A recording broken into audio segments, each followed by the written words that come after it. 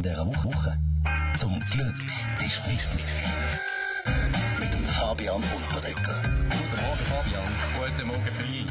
Was für eine Woche war das ja gewesen? Sie hat jetzt schon mit Misstönen angefangen. Wir haben ja wieder einen Schweizer des Jahres, die Mundart-Musiklegende Polo Hofer, und da hat sich ja, wir haben es mitbekommen, nur so mässig gefreut. Wie schätzt unsere Freitagsrunde die ganze Wahl eigentlich ein? Ja, wie gesagt, ich bin's der Wasch. Ja, ich meine, hey, Polo, ja, finde ich super, oder? Ich meine, wenn ich jetzt auch nach 40 Jahren so weiter saufen und kiffen, ja, komme ich den Preis vielleicht auch mal noch über, oder? Wer weiß? Aber nur jetzt schnell eigentlich meine Frage. Warum freut sich der Polo nicht? Was weiss die Weltwoche, Roger Köppel? Um was geht's? Der Polo Hofer wird nicht Schweizer vom Jahr sein. Er hat den Titel genommen, Weisswein des Jahres. Also nicht Schweizer. Das müssen Sie genauer erklären. Tatsache ist, der Polo Hofer hat Respekt vor dem Sepp, weil er gelesen hat, dass wir den Titel schon Sepp Blatter vergeben haben, und das zu Recht. In der nächsten Woche geben wir Sepp Blatter in der Weltwoche noch die Ehrendoktorwürde und den Friedensnobelpreis. Und dann kommt noch der Titel vom Ehrenabonnent dazu, von der Weltwoche, selbstverständlich, und ein Meet and Greet mit dem Weisswein des Jahres. Ich kapier's nicht. Ich hab gemeint, der Polo ist schon lang tot, der lebt auch noch.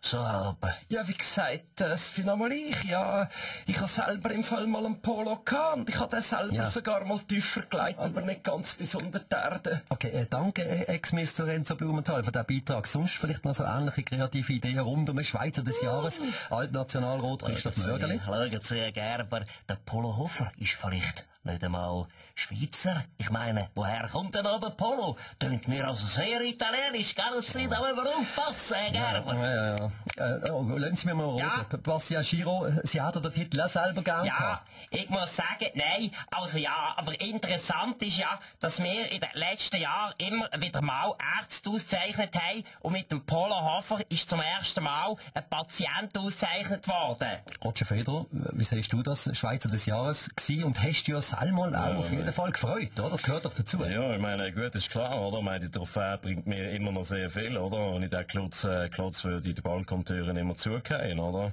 Aber freuen würde ich mich heute auch nicht, oder? Ich meine, ich nehme höchstens noch den Titel vom grössten Schweizer aller Zeiten entgegen, oder? Ist klar. Also die Trophäe, du sagst es, Roger, die besteht ja eben aus einem Stein. Was kann man ausser eben jetzt als Türstopper einsetzen, mit dem Klotz denn sonst noch machen? Stefan Eicher, hätten Sie vielleicht noch eine gute Idee? Für die einen ist es ein Türstopper, für die anderen ein Türöffner.